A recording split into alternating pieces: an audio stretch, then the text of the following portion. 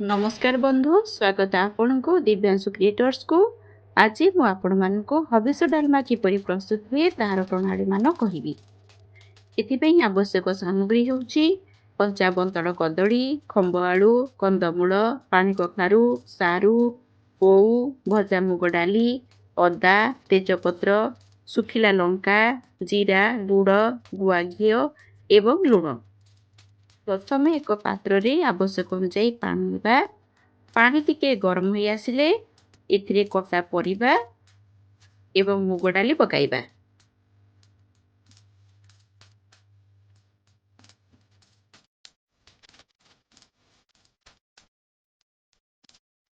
वर्तमान कार्तिक मास चली। कार्तिक मास को धर्मर मास कह जाए। साधारणतः एही मासरे सात्विक आहार करा जाए।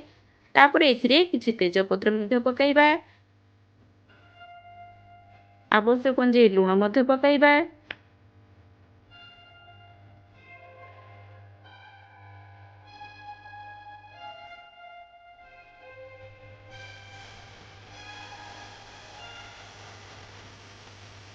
कार्तिक मासरे सात्विक आहार करा जाए। कार्तिक मासर सोमवार आहुरी निष्ठार सह पालन करा जाए।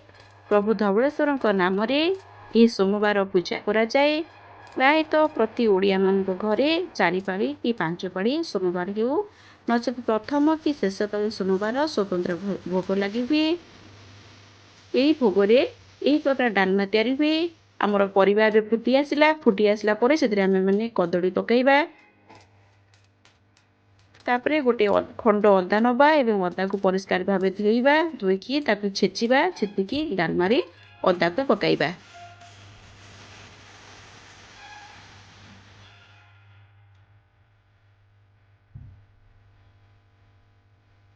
तापरे देखिबा परिबा गुड़िक भलसे सिझी आसिला कि नाही। परिबा गुड़िक सिझी आसिले कटा जाइथिबा ओ को आमाने धोइबा। तापरे ताकू छेचिबा। ओ को भलकी छेचिबा न छेचिले सेरे कसा अंश रहिबो। तो ओ को छेचिकी डालमा सिझी आसिले सेतिरे ओ पकाइबा। जेतु ओ खटा अंश ओ आगुर पकई देले कि परिबा सहित मिसेई पकईले परिबा गुड़िक सिझिबनी। तेणु ओ को आमे ठीक अल्प समय 2-3 मिनिट डालमा हेबाकु थिबो से समय आमे ओ पकईबा।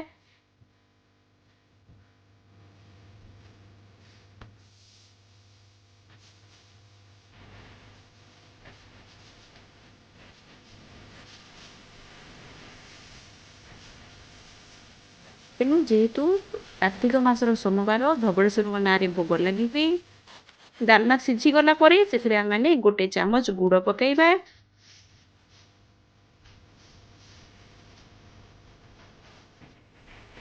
प्रायतः प्रति ओडिया मान घरे ये सोमवार पूजा करा जाए।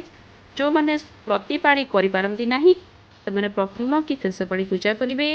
डालमा सिझी गला परे एबे आमे छिलका पे प्रस्तुत करिबा। सुखिला लंका एवं जीरा को भाजिबा। सुखिला लंका एवं जीरा को भाजी सेतिरे एक गुंड प्रस्तुत करिबा।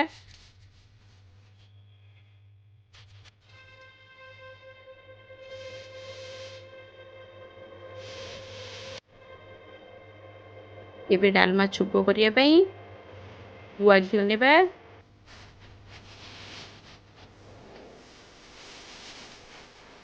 गुआ घिउ रे जीरा एवं सुखिला लंका पकाइबा।